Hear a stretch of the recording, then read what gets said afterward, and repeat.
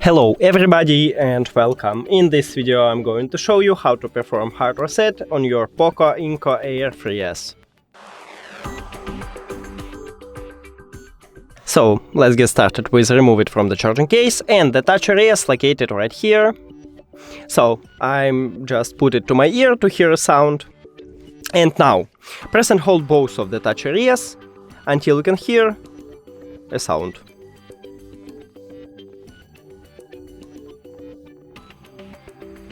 Here we go, I'm just hear it, and after that put it to the charging case. Now we should remove it, so click the information icon or settings icon. Forget this device, forget device. Also if you have Android, click pair new device.